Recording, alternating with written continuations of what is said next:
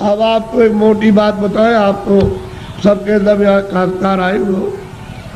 एक महात्मा जी जंगल में चले गए, खेत पकने वाले थे, ये गेहूं और ये सब चना, और जो पकने वाली थी तो पेड़ के नीचे बैठ गए। किसी गांव के लोगों ने देखा कि ये कौन बैठा, तो गांव में खबर दी, गांव के लोग चल करके आए कि भाई आप कौन है? कि भाई हम तो हिसाब करता है। क्या हिसाब करने के लिए आए? कि मुझे किसको चना देना, किसको गेहूं देना, किसको अरहर देना है और किसको कितना मटर देना, ये हम फसल लिखने के लिए आए।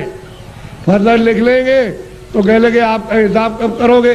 कह लगे जब काट कूट करके ले आओगे, और जब तुम माड़ मूड़ करके गेहूं चना मटर अरहर निकालोगे तो मैं हिसाब करने के लिए आ जाऊंगा, मुझे जिसको जितना देना है उतना ही।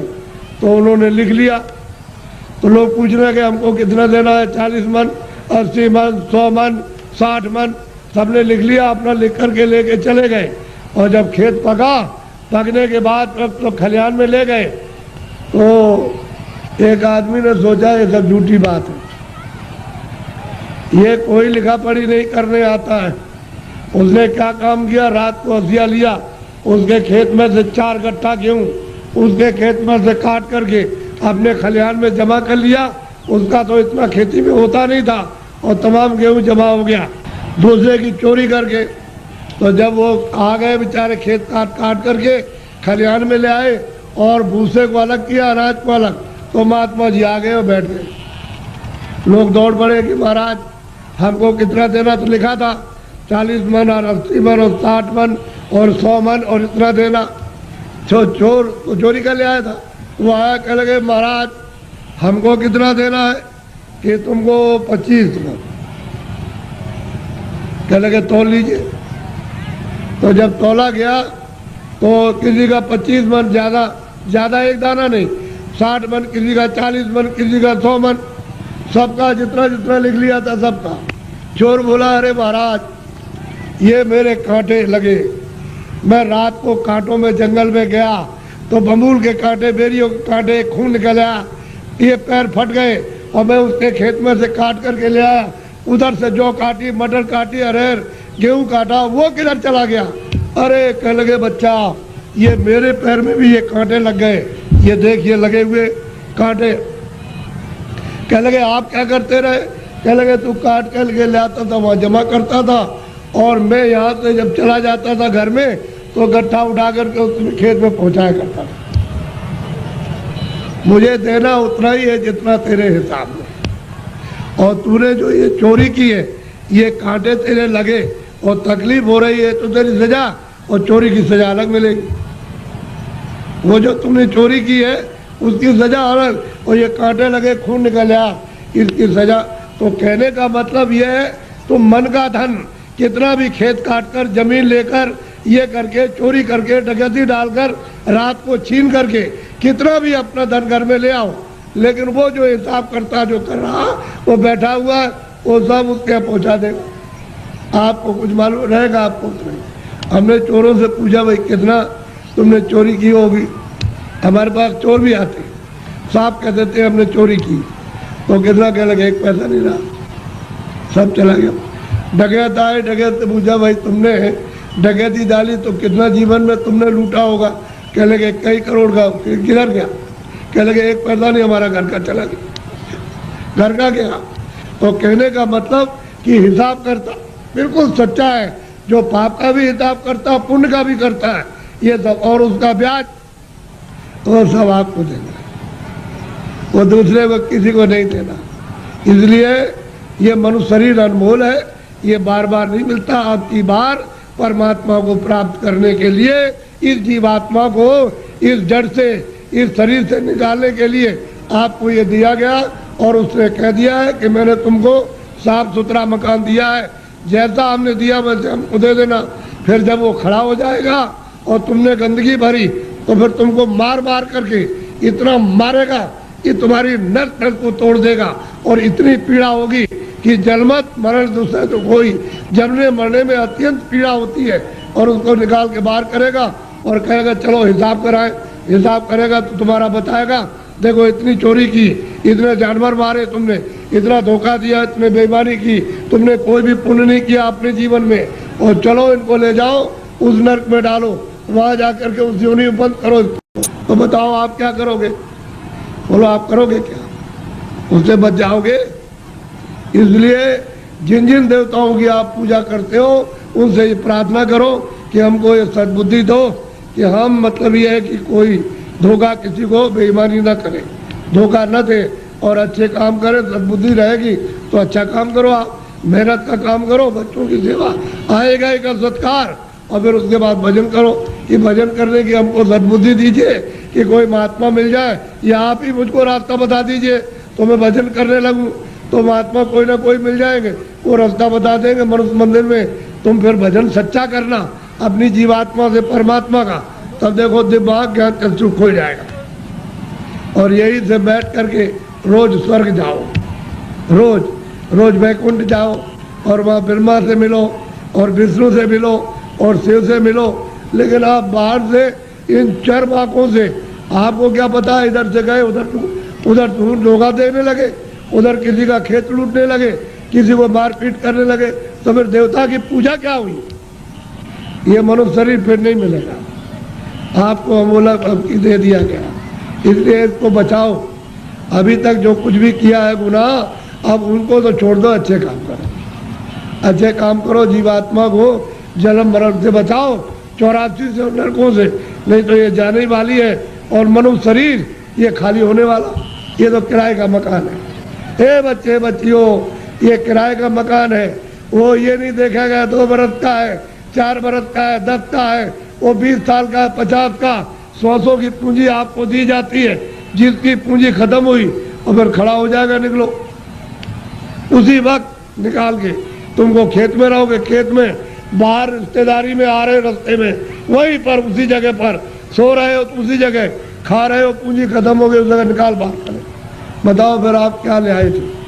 अच्छा क्या ले जाओगे बताओ? ये किराए का मकान हमारा भी है, हमको भी है खाली करना, क्या हम ले जाएंगे? हमारा ये भी नहीं जाएगा, इसके साथ कुछ और जाएगा, एक सुई की नोक नहीं जाएगी। जब ये नहीं जाएगा, वो सामान तो वो पड़ा, ये पड़ा, इसको उठा करके उधर जंगल में फूंक देंगे, उधर ले जा करके, और न ये सामान मिलेगा और न ये उससे मिलेगा, न ये उसको देख सकता है, न सामान इसको देख सकता है। ये भी जड़ है और सामान भी जड़ है। तो फिर चेतन में आप बेचारे, चेतन को आपने क्या किया? गड्ढे में डाल दिया। इस चेतन की पूजा तब होगी जब चेतन को जगा लो, जीवात्मा को जगाओ, और दरवाजे पर दोनों आंखों के मध्य में जाग जाए, उसकी गंदगी दूर हो जाए, तब परमात्मा की पूजा करो, तब मिले। सुलभ है, सीधा है, आसान, सब कर सकते हैं, स्त्री बच्चे पुरुष, खेत में खलिहान में, घर में, सुबह और शाम। तुम 1 घंटा समय नहीं निकाल सकते हो 24 घंटे में परमात्मा को प्राप्त करने के लिए, और बस इसी में समय सो करके और खा पी करके बिता रहे हैं। ये धिक्कार है ऐसे जीवन को। तो देवी देवताओं से जिनको आप मानते चले आओ, उससे प्रार्थना करो कि हमको सद्बुद्धि दीजिए कि हम भौतिक चीजें समझ सके, और फिर अपनी जीवात्मा को जगाने के लिए कोई ऐसा रास्ता हमको दिखा दीजिए, सुझाव हमको दे दीजिए, तो हम वहाँ पहुँच जाए, वहाँ रास्ता पा करके रास्ते से निकल जाए। तब ये जीवात्मा की गति यानी होगी छुटकारा, तब इसको छुटकारा होगा, तब मुक्ति और मोक्ष मिलेगी। नहीं तो परमात्मा क्या कुछ भी नहीं प्राप्त कर सकते हो, न देवी देवताओं के पास पहुँच सकते हो, न स्वर्ग वैकुंठ में, न मनुष्य पा सकते हो। तो ये भटकती रहेगी जीवात्मा। जैसे पशु पक्षियों में, वो भी तो जीवात्मा यही है, इसी मनुष्य शरीर से उसमें बंद की गई। ये कुत्ता हो गए, बिल्ली हो गए, गधा हो गए, चूहा हो गए, ये इसी में से गए। अब उसमें भोगने के बाद फिर इसमें आएंगे तो फिर वही काम करो, फिर उसी में जाओ। तो बस यही रहेगा आना और जाना, रोज चिल्लाओ और कोई तुम्हारी सुनवाई नहीं। अरे कोई सुनता है? आदमी को जंगल में मार रहा, तुम सुन रहे हो उसकी तकलीफ को? पशु बीमार है, उनको आप मार रहे हो डंडे से, और चलो चलो, उसको बुखार चढ़ा, सिर में दर्द है, उसको भूख लगी है, प्यास लगी, वो बेचारा, तुम उससे पूछ रहे हो कि तुमको प्यास लगी है, वो बता देगा। अरे मनुष्य शरीर अमूलक है, ऐसा शरीर फिर मिलेगा नहीं। और कोई ऐसे काम, कोई कर्म नहीं कर रहे हो जिससे मनुष्य शरीर पा जाओ। जो भी कर्म करते हो मनुष्य शरीर से नीचे जाने के, चारों खानों में जाने के और नरकों में जाने के काम कर रहे हो। तब आपको उस समय पर कोई बचाएगा नहीं, न रिश्तेदार, न भाई, न बहन, न पति, न पत्नी, न बच्चे, न बच्चों को माँ बाप, कोई न धन न दौलत, कौन इसको बचाएगा आकर? सब ये अलग अलग पड़ गए, सब अलग हो जाते हैं। इसलिए आप लोग थोड़ा सा कुछ समझ लो कि मैं किस लिए आया हूँ। यहाँ आपके बाईपास पर मथुरा में सत्संग होता है, तो आप जरा सा वहाँ थोड़ा समय दे करके समझ लो। अगर अच्छी चीज़ मिल जाए तो ले लो, और नहीं अपने घर चले जाओ। अमोलक चीज़ मिले तो ले जाओ, और नहीं तो अपने घर में रहो। जहाँ भी मिल जाओ वहाँ चले जाओ, तुमको सुलभ है। मैं आपको ये सलाह दूंगा कि जहाँ भी उस परमात्मा को प्राप्त करने वाले महात्मा इस मनुष्य रूपी मंदिर में मिल जाए, वही चले जाइए।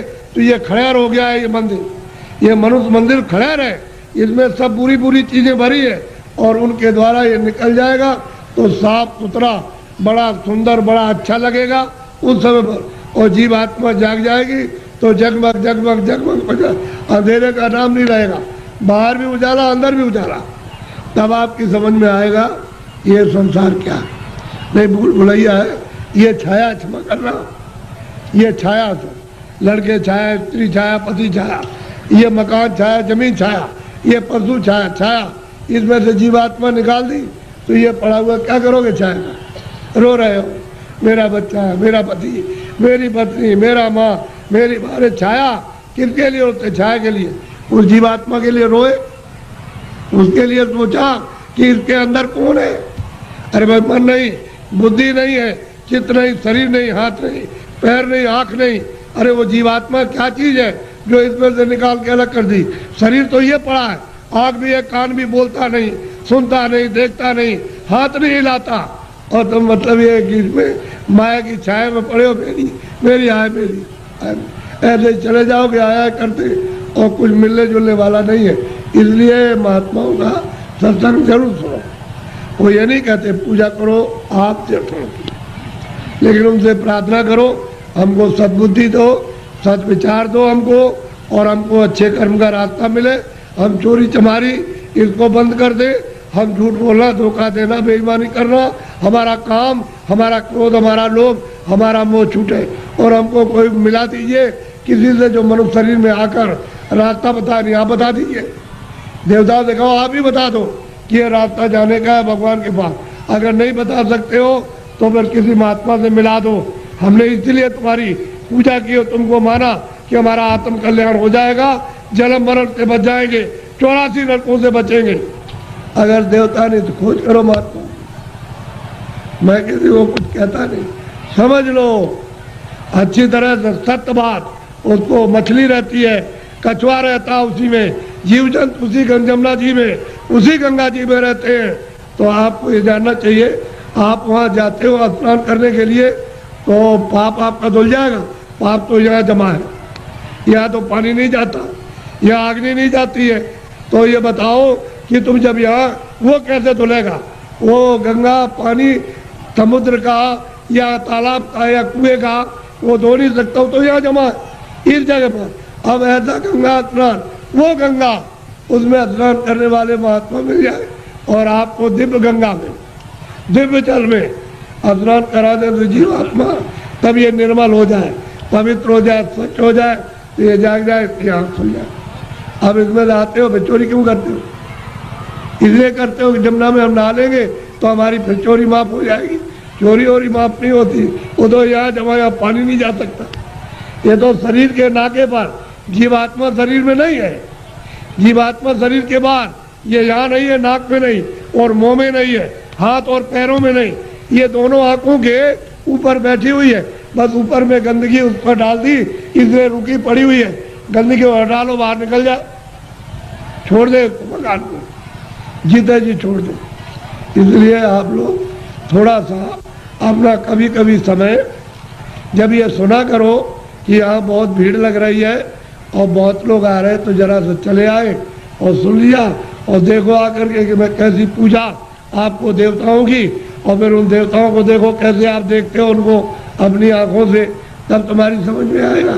ऐसे क्या समझ में आ जाएगा? अंधेरे में रहोगे तो अंधेरे में जन्म हुआ, अंधेरे में पालन पोषण हो रहा, अभी फड़फड़ा के अंधेरे में मर जाओगे। अभी देखते नहीं, अब तो बूढ़े हो गए तो अब क्या दिन का साथ है इस शरीर का। अरे किसी दिन भी तुम रात रात में सोते हुए चल पड़ोगे, आप ले जाएगा आपको। अब कहाँ ले जाएगा उसका आपको पता ही नहीं है। इसलिए किसी का साथ करो, किसी जानकार का साथ कर लो। बस साथ कर लोगे तो रास्ता बता देगा कि चलो इस रास्ते से चलो, वो बस चल दो रास्ते से, तो आपको मंजिल पर पहुंचना अपने घर में ही। तो घर आपका नहीं, ये तो परदेश है। अगर आपका देश होता तो बच्चे रहते, हमारा शरीर रहता, हमारा मकान रहता, हमारी जमीन, कोई पुराना नहीं होता, सब नए रहते। लेकिन आपका मकान है ही नहीं, उसने दे दिया किराए पर थोड़े दिन के लिए, बस समय पूरा हुआ निकाल करके बाहर कर दिया, बस खत्म हो गया। यह आपका कोई सामान परदेश है, तभी तो दूसरे के देश में निकाले जाओगे। अपने देश में पहुंच चलो, वहाँ आराम से रहना, कोई जलमता मरता नहीं है, न वहाँ कोई हिंदू न कोई मुसलमान, न दफ्तर है न खेती है न दुकान, न कोई बीमारी न हाल न बच्चे, वहाँ आनंद ही आनंद है। अपने घर में अपने देश में चलो, ये तो परदेश है। परदेश में आकर के कितने जो और कितने जल बीत गए ठोकर खाते, अभी तक किनारे पर नहीं आए और मनुष्य शरीर पाया और फिर उधर ही लौटे जा रहे हो, नीचे चले जा रहे हो 84 में नरकों में। अरे भाई मनुष्य शरीर में आए, ऊपर चलो अपने घर की तरफ। बड़ा सीधा साधा, तो लड़ो झगड़ो मत, प्रेम से रहो। गांव गांव की लड़ाइयाँ बंद करो, उससे आपको कुछ नहीं मिला। जब गांव में लड़ाई हुई तो घर घर में बैर होने लगा, अब घर घर में लड़ाई होने लगी, और घर घर की लड़ाई अब अपने मन से लड़ रहे हो। और सारा जीवन आपने अशांतमय अपना कर दिया, न सोने में शांति, न कहीं जाने में, न कहीं बैठने में, न किसी से बोलने में, और न किसी देवता के पास में। ऐसा तुमने मकान में ऐसा कुचड़ा बढ़ा, बिल्कुल अशांति की ज्वाला जलने लगी। तो लड़ाई झगड़ा बंद करो, मारपीट बंद कर दो, आपस में घर में प्रेम से रहो। सब लोग भाई बहन बच्चे बच्चे सब प्रेम से, अगल बगल में प्रेम से रहो। फिर गांव में सबसे प्रेम हो जाए, एक दूसरे के काम आओ, एक दूसरे की सेवा करो, और एक दूसरे का मान मर्यादा ये सब कुछ रखो। तभी अगर मनुष्य का तुम क्षणिक सुख लेना चाहते हो, शांति और आनंद का, तो आपको मिलेगा। लेकिन ये क्षणिक है। जब तक जीवात्मा मनुष्य मंदिर में जगाओगे नहीं और दिव्य नेत्र नहीं खोलोगे, तब तक तुमको आत्म और परमात्म शांति नहीं मिल सकती। ये कुछ नहीं, ये तो इंद्रियों की क्षणिक, यानी ठंडक आ रही है, उससे मन इंद्रियों के दरवाजों पर बैठ करके वो क्षणिक रस लेता है कि और मिल जाएगा, और मिल जाएगा, धन में और मिलेगा, बच्चे में और मिल जाएगा, इसमें और मिलेगा, उसमें मिल जाएगा, उस काम में व्यापार में मिल जाएगा। मिलता तब कुछ नहीं, सिवाय तकलीफ के और कुछ आनंद नहीं मिलता।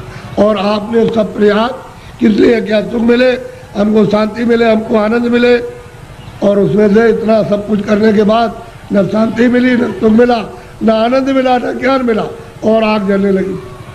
ऐसा जीवन आपका बड़ा ही कलुषित और बहुत ही मतलब खतरनाक, अपनी आत्मा को गड्ढे के गिराने में हो गया है, और दरवाजे बैठ गए जाने वाली। इसलिए बचो, अभी बच सकते हो मनुष्य शरीर में, और बाद में फिर बचने का रास्ता नहीं। इसलिए इसको सोचो कि मैं कहाँ से आया हूँ, मैं किस लिए मनुष्य शरीर में आया, फिर मैं अगर जाऊँगा तो कहाँ जाऊँगा। ये तीनों प्रश्न तुम किसी से करने लगो, और जो इसका जानकार होगा कि तुम वहाँ से आए हो, इसलिए आए हो, और तुम कहाँ जा रहे हो, ये तीनों चीज़ें आपकी बता देगा। तब आपकी समस्या का, बुद्धि का असल में सच्चा विवेक तब आएगा, और तब समझोगे आप। और बताएगा देखो ये कुछ नहीं है, ये कुछ नहीं है, तुम कहाँ से आए, बताएगा वहाँ सब कुछ है, यहाँ से वहाँ चलो, वहाँ सब धन है, सब सुख है, सब आनंद है, सब शक्ति है, सब ज्ञान है, और सब सुंदरता है, अमृत वहाँ भरा हुआ, सागर भरा, सब बताएगा आपको। लेकिन जब नहीं मिलेगा कोई, तो जीवन चला जाएगा बेकार, व्यर्थ खो दिया आपने ये जवानी और सुमन शरीर। जवानी भी गई, बचपन तो कुछ कर नहीं सकता है, बालावस्था तो कुछ नहीं करती, किशोर भी नहीं। जवानी में आए और बुढ़ापा भी कुछ नहीं कर सकता, तो जवानी में मस्ती में बेकार में उलझन में आपने खत्म कर दी। अब आगे चलने के देने तो फिर तुम्हारे बच्चे ही जवाब देने लगे, अरे उधर बैठ जा, तूने जवानी में बहुत कुछ किया। तो आपको हो जाएगी तकलीफ, कहते हो मेरा बच्चा और मुझसे इस तरह से कह रहा, अब वो जवानी का उस पर जोम चढ़ा है, तुम पर बुढ़ापा आ गया, अलग कर देगा, चुपचाप बैठे रहो। घर में जो बहुएं आएगी तुमको रोटी समय से दी और नहीं दी तो शाम को देगी, कभी शाम को नहीं तो सुबह देगी। अब तुम उड़ोगे उसमें कि हमने इतना पालन पोषण किया और ये बच्चे हमारी बात और बहुएं नहीं मानती है। एक दुख ये, एक दुख बचपन में कि रोते बिताया आपने और फिर भी दवा कुछ और मर्ज कुछ है, पीड़ा कुछ हो रही है, वो दवा पेट की और पेट में दर्द है तो सिर की दवा और बच्चा रो रहा हाय हाय करता। एक तो आपने वो बिता दिया और एक आपने जवानी ये आपने उलझन में, और बुढ़ापा आ गया तो रो करके चले जाओ तो कोई काम नहीं आया। न जवानी काम आई न बाल में, न आप बुढ़ापे में काम आए। तो जीवात्मा का काम तो आपने कुछ नहीं किया, ये इंद्रियों का काम किया। और इंद्रियां क्या है, जीर्ण हो गई, पुरानी हो गई। आँख नहीं काम करती है और कान नहीं काम करते हैं, मुँह नहीं काम करता। अब रो रहे हो, चिल्ला रहे हो, तुम ऐसा मत करो। प्रेम के साथ सब लोग रहो और ये समझो हम किस लिए आए। ये यहाँ काम के लिए नहीं, तुम्हारा काम प्रभु को पाने का, कि हम अपनी जिंदगी में उस रास्ते में चल के प्रभु को पाएं। असली काम तो तुम्हारा ये था और उसको छोड़ करके आप इस झगड़े में फंस गए। चलो इसको इकट्ठा किया जाए और इससे सब मिल जाएगा। क्या मिला आपको? जिनके पास वो रो रहे, जिनके पास करोड़ों, जिनके पास अरबों, वो रो रहे, चिल्ला रहे और कहते हैं कि हमको दवा हमको दे दी। अरे भाई उससे तुमको सुख मिलता, आनंद मिलता तो क्यों नहीं ले लिया? अरे वहाँ कुछ नहीं है। अब आप उधर जा रहे हो तो आपको क्या मिलेगा? ना आपको ना उनको, किसी को कुछ नहीं। दिन में काम करते हैं, शाम को बच्चों की सेवा अपना फर्ज अदा करते और उसके बाद बैठ करके थोड़ा भजन करते मनुष्य मंदिर में, तो ये जीवात्मा सच्चे धन को प्राप्त करती। सच्चा जन मिलेगा नहीं, इसका कल्याण होगा, जीवन ऐसे ही चला जाएगा। तो मैं तो इसलिए चलाया कि हमारे गांव वासियों ने बहुत ही लोगों से कहा कि बाबा जी को ले आओ जरा मैं दर्शन करूंगा। तो मैंने भी कहा चलो मैं भी दर्शन करूंगा, मेरी भी तो इच्छा दर्शन करने की है। अगर आपकी इच्छा हुई है दर्शन करने की तो मेरी भी आपके दर्शन करने की इच्छा हुई। तो आदान प्रदान का दर्शन, दर्शन देना और दर्शन करना, इसी के बीच में, अरस परस के बीच में अगर कोई चीज मिल जाए तो उसको ले लेना चाहिए। कि भाई किसी के पास अमूल्य चीज है और मिलती है जो सोने चांदी से बहुमूल्य है, वो अगर उससे मिल जाए तो आपको ले लेना चाहिए। इसी को कहते